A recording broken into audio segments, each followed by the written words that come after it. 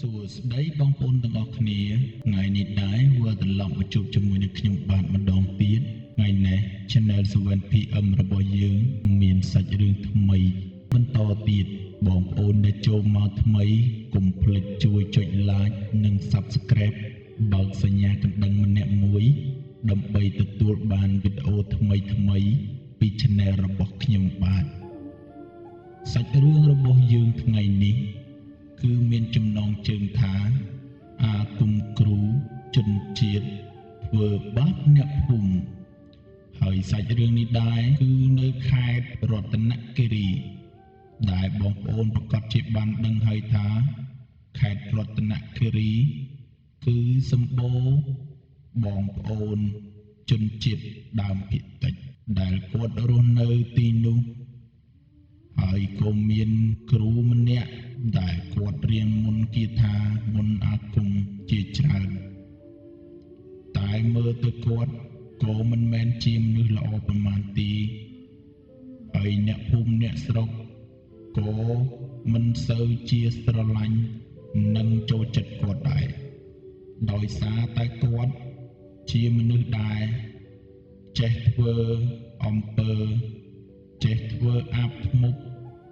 ឲ្យតែអ្នកណាមានបញ្ហានឹងឆ្លោះជាមួយគាត់តែងតែធ្វើបាបឲ្យស្បែកក្របីក៏ដូចជាដាច់គោលទៅនៅក្នុងពោះគេទើបអ្នកភូមិគ្មានអ្នកណានិយាយឬមួយក៏រកគាត់ឡើយហើយគាត់ក៏នៅម្នាក់ឯងដាច់ស្រយាលពីភូមិហើយមិនអាចឲ្យអ្នកណាចូលផ្ទះឬមួយក៏ចូលបរិវេណរបស់គាត់បានទេឲ្យតាមមានអ្នកចូលដឹងថាមានព្រាយបិសាចមកតាមលងបន្លាចធ្វើឲ្យដេកមិនបានរហូតដល់ឈឺបើអ្នកដែលមិនទៅរវល់មិនចង់ចេះដឹងរឿងគាត់គឺនៅបានសុខហើយតែសម្រាប់គ្រូនេះវិញអ្នកដែលចង់ដឹងចង់ឮរឿងគាត់គឺគាត់មិនឲ្យរស់នៅបានសុខទេដោយសារតែគាត់អាចបញ្ជាព្រាយបិសាចក៏ដូចជាអមនុស្សផ្សេងជាច្រើនធ្វើឲ្យអ្នកភូមិខ្លាចនិងពិបាករស់នៅខ្លាំងណាស់ហើយគាត់ក៏ជាមនុស្សម្នាក់ដែលមុខមាត់អាក្រក់ហើយចរិតរបស់គាត់ក៏មិនល្អដែរថ្ងៃមួយមានគ្រួសារមួយមានសមាជិក4នាក់កូន2ឪពុកម្ដាយសរុប4នាក់គាត់បានមករស់នៅក្បែរភូមិនឹងហើយគាត់ក៏បានរកគ្រូនេះឲ្យមើលកន្លែងធ្វើផ្ទះក៏ដូចជាសាងសង់គេហដ្ឋានថ្មីថាកន្លែងណារស់នៅបានសុខកន្លែងណារស់នៅ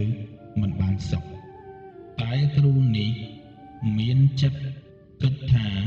នេះគឺជាពួកដែលអ្នកមកពីឆ្ងាយមិនដឹងអីធ្វើឲ្យគាត់ចាប់យកឱកាសនេះនិងក្តោបក្តាប់ដើម្បីយកមកធ្វើជាអ្នកដែលចិត្តស្និទ្ធក៏ដូចជាអ្នកដែលជាប់របងដើម្បីយកបាំងមុខពេលដែលគាត់ធ្វើអ្វីមួយគ្មានអ្នកណាដឹងទោះបីជាដឹងក៏មានអ្នកដែលចាំជួយនិងចាំដោះស្រាយឲ្យទៀតសោតពេលដែលគ្រួសារនោះមកពឹងពាក់គឺគាត់ពុំបាននិយាយអ្វីទាំងអស់គាត់ក៏បានធ្វើតាមសំណូមពរដែលគ្រួសារនោះបានសុំហើយគាត់ក៏មិនបានគិតល្អសម្រាប់គ្រួសារនោះដែរ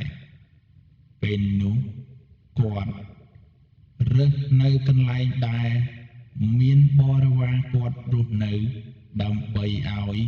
វិញ្ញាណទាំងនោះគ្រប់គ្រងនៅគ្រួសារនេះដើម្បីធ្វើជាភ្នែកជាច្រមុះពេលដែលគាត់ធ្វើខុសទើបគ្មានអ្នកណាចាប់គាត់បានឬមួយក៏មានផុសតាងដើម្បីមកបកអាក្រាត គាត់ឡើយពេលនោះដែរគាត់ក៏បានចង្អុលបង្ហាញនៅកន្លែងដែលគាត់គិតថាល្អតែធៀបពិតគឺសិតតបរិវារគាត់ទីនៅទីនោះហើយពេលនោះដែរគ្រួសារនោះបានរៀបចំក៏ដូចជាសែនព្រេនដើម្បីរៀបចំកន្លែងធ្វើគេហដ្ឋាននោះក៏ដូចជាផ្ទះដើម្បីរស់នៅដោយសារតែដីនេះគឺគាត់បានទិញគេយូរណាស់មកហើយតែមិនដឹងថាធ្វើនៅកន្លែងណាល្អភ្លាមនោះគ្រូបានបង្ខំថាកន្លែងនេះហើយជាកន្លែងដែលពោផលក៏ដូចជាកន្លែងមាសកន្លែងទ្រព្យគ្រួសារនោះជឿលើគ្រូនោះទាំងស្រុងទាំងមិនដឹងថាគ្រូនោះគេមិនបានគិតល្អមកលើពួកគេឡើយគេសប្បាយចិត្តណាស់ព្រោះតែមកដល់ភ្លាមហើយក៏បានរៀបចំគេហដ្ឋានចិត្តរួចផងដែរពេលដែលធ្វើផ្ទះរួចកន្លងផុតទៅ3ថ្ងៃគ្រួសារនោះក៏ចាប់ផ្ដើមមានបញ្ហារកម្មរកុសជាមួយគ្នាក៏ដូចជាម្ដាយនិយាយថាឲ្យកូនខ្លាំងទាំងដែលពីមុនមិនដែលថានឹងនិយាយបែបនេះសោះរីឯប្តីវិញស្ដីបន្ទោសប្រពន្ធមិនចេះឈប់មិនចេះឈរស្ទើរតែរាល់ថ្ងៃមួយថ្ងៃគ្មានបានរកស៊ីអីទេគិតតែរអ៊ូនឹងឆ្លោះរីឯកូនវិញដើរលេងបាត់គ្មានដែលជួយធ្វើការងារអីទេក៏ព្រោះតែបងប្អូនប្រកាសជាឆ្ងល់ហើយថាហេតុអ្វីបាននៅសុកខ្លាយជាបែបនេះដោយសារតែផ្ទៃក្នុងក៏ដូចជាផ្លូវក្នុងគេពុំបានឲ្យយើងសុខសប្បាយក៏ដូចជាមានក្តីសុខក្នុងក្រុមគ្រួសារទេគឺគេនៅចាក់រុកយើងពេលដែលយើងមិនដឹងខ្លួនឬមួយក៏ផ្លូវក្នុងនោះបណ្ដាលឲ្យនាំចិត្តក៏ដូចជាស្ថិតដើម្បីឲ្យគ្រួសារនោះមិនបានសុខក៏ដូចជាដើរទៅឆ្លោះជាមួយអ្នកភូមិទាំងដែលខ្លួនឯងទើបតែមករស់នៅភូមិនេះឲ្យគេស្អប់ពេញភូមិមូលហេតុទាំងអស់គឺដោយសារតែគ្រូអាគមម្នាក់នោះដែលមានចិត្តសាហាវចិត្តក្តីថៃមិនចង់ឲ្យអ្នកណារស់នៅភូមិនេះបានទើបធ្វើបែបនេះកន្លងផុតទៅអស់រយៈពេលជាងកន្លះខែក៏ចាប់ផ្ដើមមានលោកសង្ឃមួយអង្គដែលគាត់និមន្តមកពីខេត្តឆ្ងាយដើម្បីមកស្វែងរកធម៌តែគាត់បានឆ្លងកាត់នៅភូមិនេះគាត់ក៏បានចូលសម្រាប់ក៏ដូចជាចូលគង់នៅទីនោះព្រោះថាខែនោះគឺជាខែភ្លៀងគាត់ពិបាកនឹងទៅដល់កន្លែងដែលគាត់ស្វែងរកព្រះធម៌តែជាសំណាងរបស់គ្រួសារនោះដែរដោយសារតែលោកបានមុនទៅចំផ្ទះគ្រួសារនឹងហើយក៏បានសុំគ្រួសារនឹងសម្រាប់ក៏ដូចជាគង់នៅទីនោះបាន2-3យប់ទម្រាំតែភ្លៀង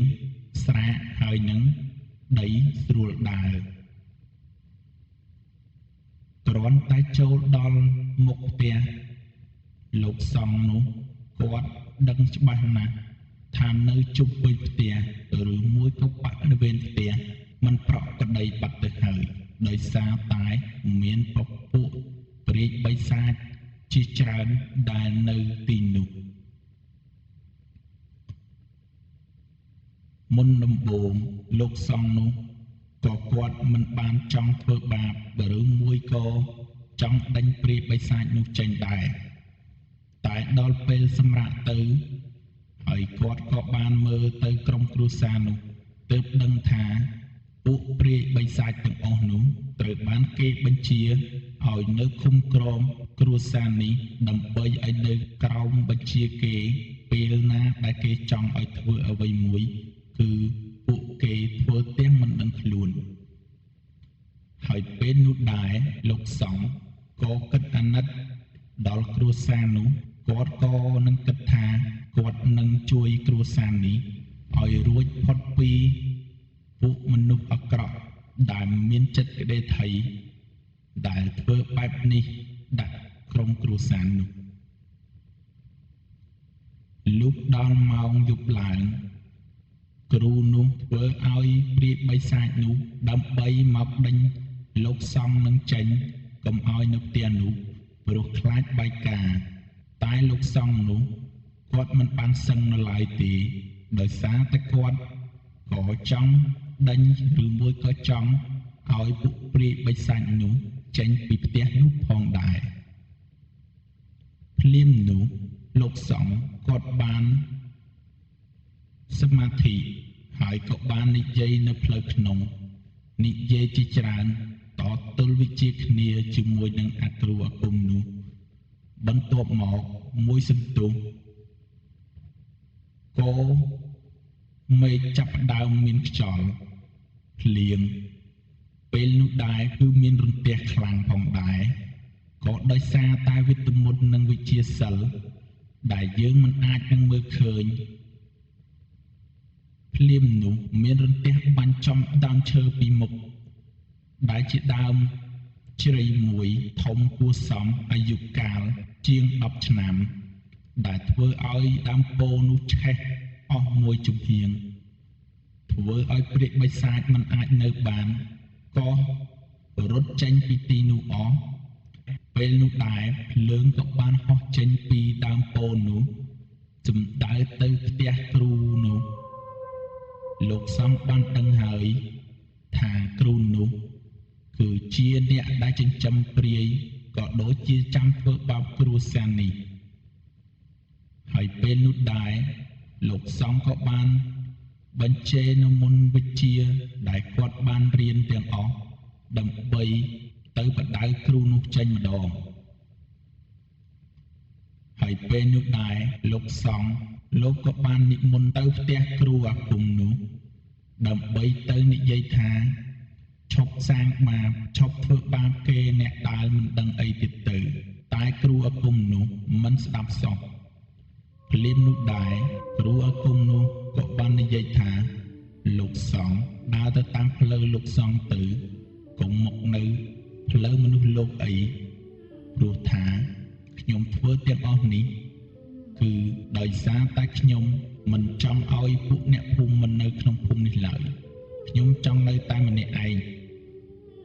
ហើយខ្ញុំនឹងគ្រប់គ្រងនៅភូមិនេះតែម្នាក់ឯងភ្លាមនោះលោកសង្ឃក៏មិនបាននិយាយអ្វីច្រើនដែរ